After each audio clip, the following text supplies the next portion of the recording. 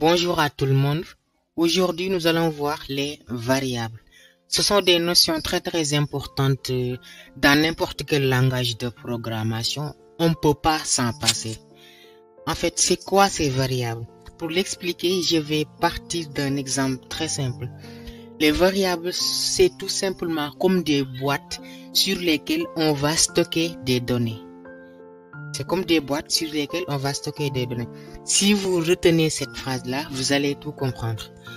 Alors, comment cela fonctionne en programmation? Il faut savoir que chaque ordinateur a une mémoire et que cette mémoire-là, elle est constituée de plusieurs adresses. Alors là, chaque adresse correspond à une boîte. Tantôt, on a dit que chaque boîte peut stocker une donnée. Alors là, chaque adresse peut stocker une donnée aussi. C'est très simple.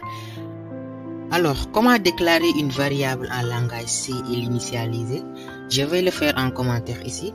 Encore, ça c'est un commentaire. Quand vous mettez 2 slash et que vous tapez n'importe quoi, il ne sera pas pris en compte. Il nous permet de documenter le code qu'on est en train d'écrire. On peut taper notre commentaire ici. Il ne sera pas pris en compte. Il existe aussi une autre façon d'écrire un commentaire. On met le slash étoile, on écrit le commentaire et on met étoile slash pour fermer. Ce premier commentaire, c'est pour une seule ligne. Celui-ci, c'est pour un ou plusieurs lignes. On peut le mettre sur une ligne, on peut le aussi mettre sur plusieurs lignes. Si on fait ceci, et qu'on tape ici n'importe quoi, il ne sera pas pris en compte lors de la compilation. Bien sûr, il ne faut pas taper n'importe quoi. Il faut saisir des choses importantes, soit pour expliquer une partie de son code, ou bien pour commenter tout simplement. Alors, une fois ceci dit, nous allons passer à la déclaration. Donc, pour déclarer une variable en langage C, c'est très simple. On met d'abord le type. Ensuite, on met le nom de la variable et enfin on met égal à sa valeur, la valeur.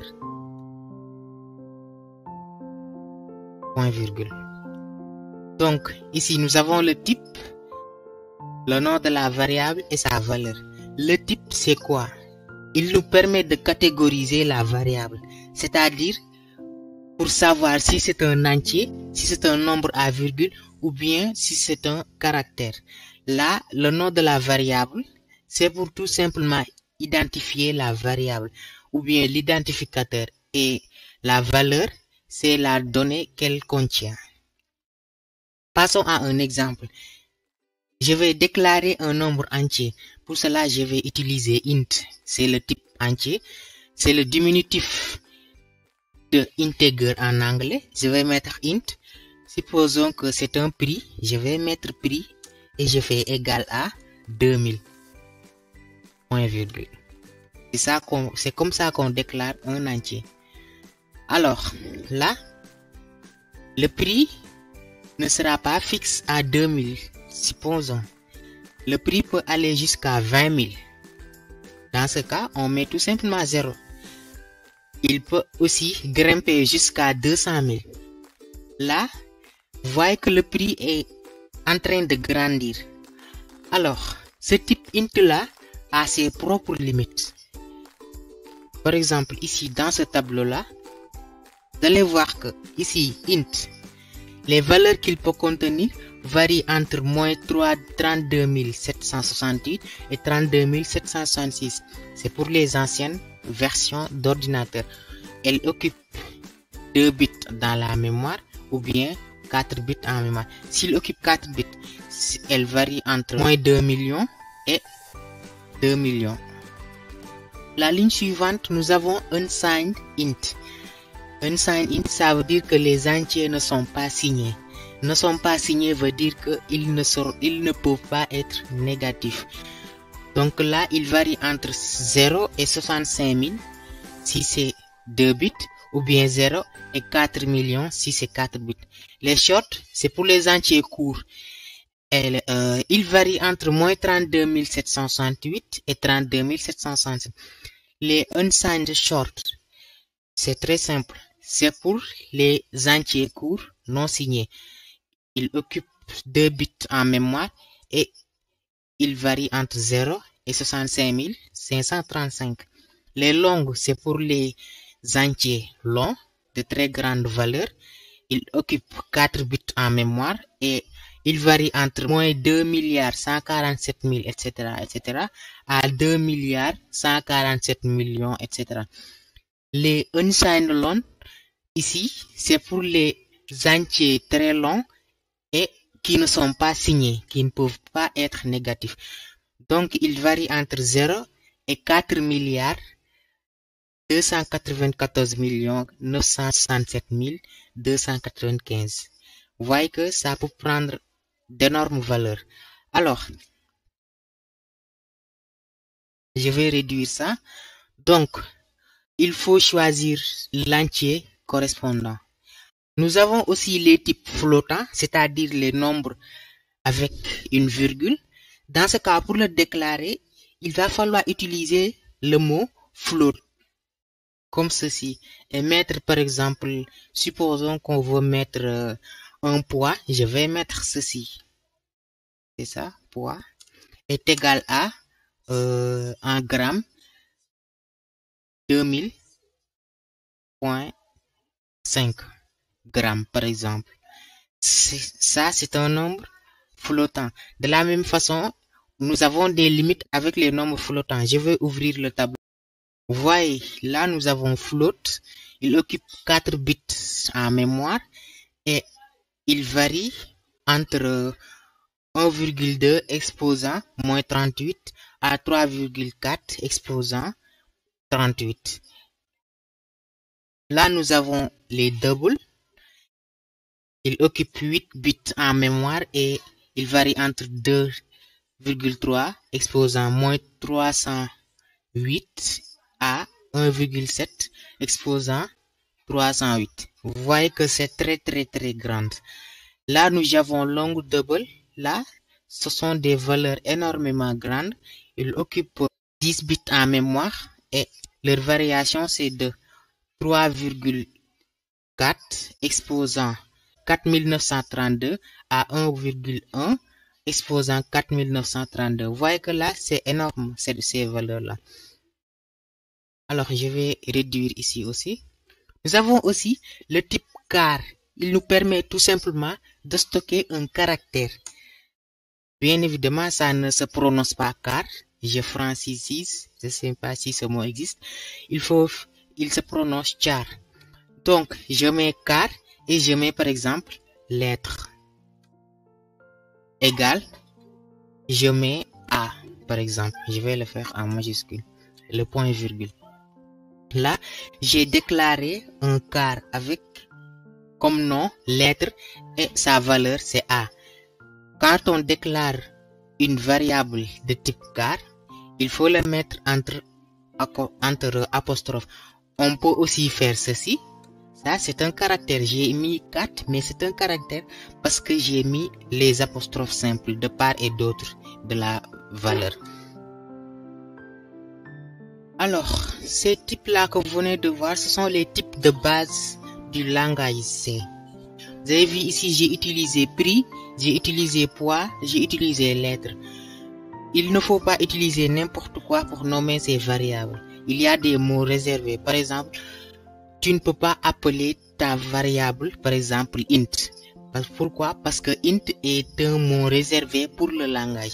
De la même façon, tu ne peux pas utiliser float pour nommer ta variable. Voici les mots réservés en langage C. Auto, break, case, continue, double, else. Tout ceci, ce sont les mots réservés. Il y a aussi des conventions de nommage des variables. Par exemple, si vous mettez une variable qui s'appelle par exemple nom, c'est pas la même chose qu'une variable qui s'appelle nom. Ceci, c'est différent. Voyez que les minuscules et les majuscules sont différenciés. on ne peut pas les utiliser n'importe comment ici. Donc on dit que le langage C est sensible à la casse. Et aussi, si vous déclarez une variable, il faut mettre un nom le plus explicite possible. C'est-à-dire, supposons que je déclare une variable qui doit contenir l'âge de l'utilisateur. Je vais utiliser, par exemple, âge. Mais là, vous voyez que c'est très vague. C'est l'âge de quoi? C'est l'âge d'un mouton. L'âge de quoi? Donc là, je vais personnaliser en disant âge utilisateur. Âge utilisateur.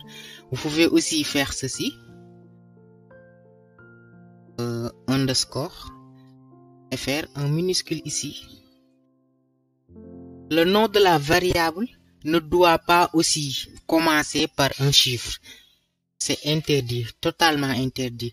Il ne doit pas aussi y avoir des caractères spéciaux comme les dièses, arrobas ou bien ceci. C'est formellement interdit. Alors, une fois ceci dit, revenons à notre prix. Supposons que le prix est égal à 2000 comme le début. Si le prix change, si on souhaite changer la valeur du prix, je vais tout simplement faire ceci. Prix est égal à, s'il a diminué jusqu'à 1000 francs, je vais faire ceci. Dans ce cas-là, le prix ne sera plus égal à 2000, mais tout simplement 1000. Vous voyez? De la même façon, si je souhaite changer le poids, qui est ici 2000.5, je vais tout simplement venir et faire poids est égal à maintenant. S'il a diminué, je peux mettre 1500.45 peut-être.